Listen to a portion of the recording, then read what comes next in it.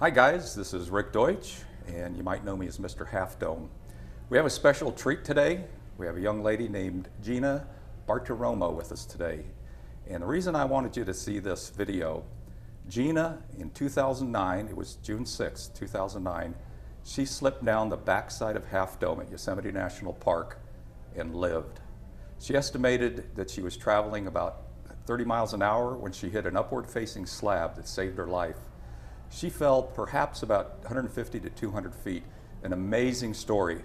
So I just wanted to get together a little bit with her, and we're going to learn a little bit how she overcame that, actually a little bit about her fall, and see if we can pick up some advice on how to hike Half Dome safely. And we're going to see what she's up to now. She's made a great recovery, and so let's go ahead and meet Gina. Hi there, I'm Gina. Hey Gina, I'm glad that we're able to get together today, and I know your accident was pretty traumatic, so I don't want to cause you any problems today. So could you just tell our audience a little bit about what happened on June 9th of 2009? Yeah, so a friend and I were on our way up. We got to the top. It was a little bit cloudy, so we decided to just get ourselves right back down. And on the way down, one of the poles was uprooted from the rock. The 2x4 was off kilter because of that, and the cable was disconnected from the pole. So I had no stability on the bottom or on the top, and it became really challenging to get down. Right at around that time, it started to sprinkle, and that turned into a flurry of snow in June. That's the dramatic weather change up there at the top. And then I understand coming down on that day is when you had your trouble. Yes, it was coming down. I was probably a fourth of the way down. And then briefly what happened and how did you slip and fall? I was struggling to get myself down, to get my footing as well as the stability up at the top at the cable. And my friend was doing her best to try and get me more stable. And I don't know exactly what happened. I kind of lost it. I don't remember from that point until 2 weeks after. I guess I started to slip and started ricocheting off the rock, going about 35, maybe 40 miles an hour as I hit the rock and caught air, hit the rock, caught air, as continuously until I found that little ledge saved me from falling. Apparently, a 1,000-foot drop was only about 4 feet away. Yes. For the audience, I believe that you fell as you're looking up the cables on the left side is where you slid down to. Yes. And you were extremely lucky to hit that rock in one respect. I know it messed you up pretty bad. And just correct me if I'm wrong, but I believe you had a fractured skull. You broke your jaw in 3 places. You broke your collarbone. You broke a rib. You broke your sacrum. And you had 3 spinal compression fractures.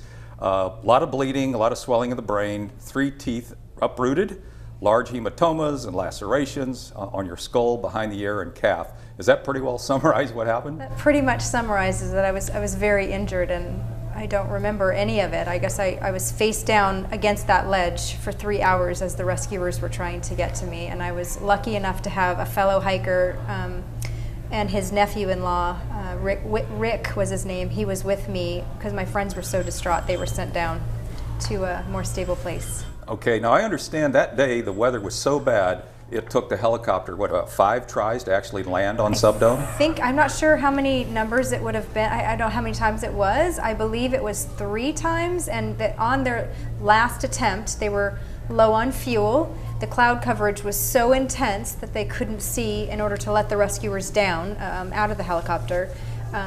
And low on fuel, and they were about to have to stop because of the sun going down, and they're not allowed to fly after sundown. So one of the rescuers told me that it was just everything last minute just came together in order for them to let the rescue crew down to me. Wow, I talked to some people at the park, and they said that day they couldn't even see Half Dome. It was that bad. Boy, you had an angel looking over you, didn't you? Yeah, and the helicopter had to go at such an angle in order to, let the rescue team down. So it was danger after danger that they were facing in order to save me.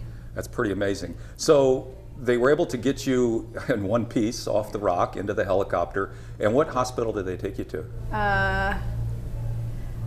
Can't remember right now. Oh, it's okay. It's somewhere in Merced or Modesto? Modesto. I think it was called Doctors Medical Center in Modesto. Okay, and can you tell us what your prognosis was at the time? And I was actually a Jane Doe for about 12 hours because my friend miraculously at the campsite had my parents' contact information from grad school. We had gone to grad school together, and for whatever reason she had this address book with her, so she was able to relay my information as well as the contact information, but for whatever reason from helicopter A to B to the hospital it got lost, and so I was taken in and taken care of as a Jane Doe until my friends called really early the next morning to check in on me, and that's when they had to pass on the information again. And with all these injuries, when did you come to and kind of realize what had happened to you? It was about 2 weeks later. I was in a semi-coma state for approximately 2 weeks.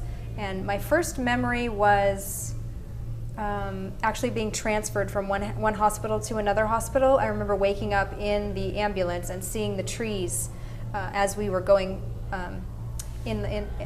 as we were continuing to go in the ambulance. I remember seeing the trees out the window, and then that was my very first memory. My second memory was my mother sitting on the side of my bed telling me what had happened in a real quick nutshell, and that's when I realized that I am very lucky to be alive, and ever since then I've just had gratitude oozing from every cell. Well, you know, I had heard of your accident and just wanted to get in touch with you and tell you that it's a miracle that you're alive, and I'm glad you were able to survive, because you've certainly done well with your recovery. Can you tell us what you've done to share your experience with other people? And yeah, I joined the brain injury support group, and I've been able to share my story with other brain injury survivors, and I'm still in the process of healing. I still have things that I'm working through, and this is 4 years down the road, so it's a long process, but I feel that optimism keeps me going. Well, I have to say, just watching you, the recovery, I just can't believe what I'm seeing. I wouldn't guess you had any problem whatsoever. I am very fortunate that there's nothing visual to see. I'm not in a wheelchair anymore. I was initially not in a wheelchair anymore. My talking is back to normal. My jaw is back to normal. I didn't even on that day have any bruises or breaking on my actual face that you could see.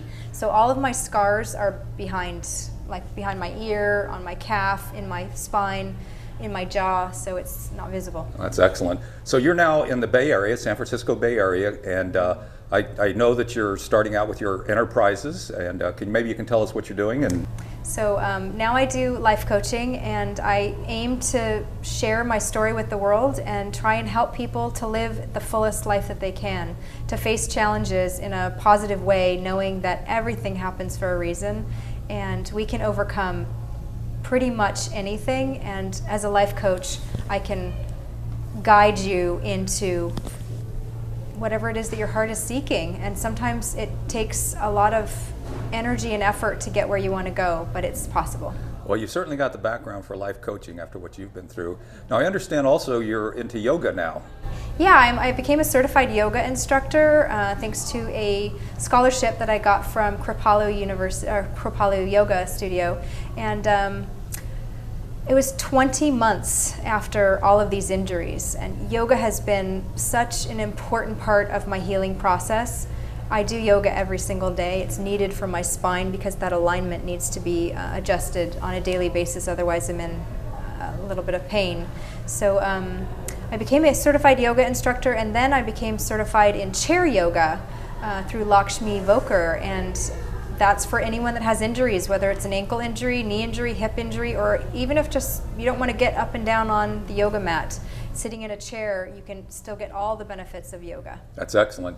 Now I think to document your story and your upbeat attitude to life, you have a website called The Unfolding Self. I do. Excellent. So we'll promote that for you, and we'll try to get you going back again. I think it's just amazing. Now, have you been back to Yosemite since your accident? I have. I haven't done Half Dome, but I have been back to Yosemite, yes. And how do you feel about Tissiack, which is the Indian name for Half Dome? I love Half Dome. I feel very connected. I have a very strong heart connection with Half Dome, and actually sat just beside a lake with Half Dome in the background and meditated when I saw her for the first time again. I feel very connected. Wow. Have you been able to hike at all? Yeah, I've been doing little gradual progressions.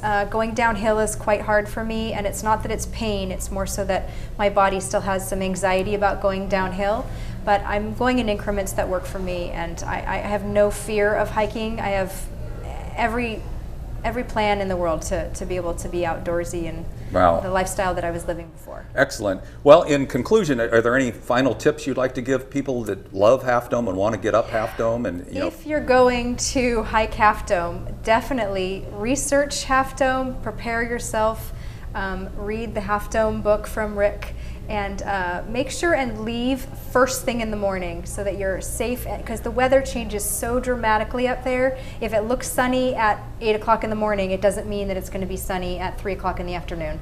So make sure and go first thing in the morning, wear proper clothing, wear lots of layers, bring water and food, and I would even say go with backpack and partners. Don't go by yourself. Let people know.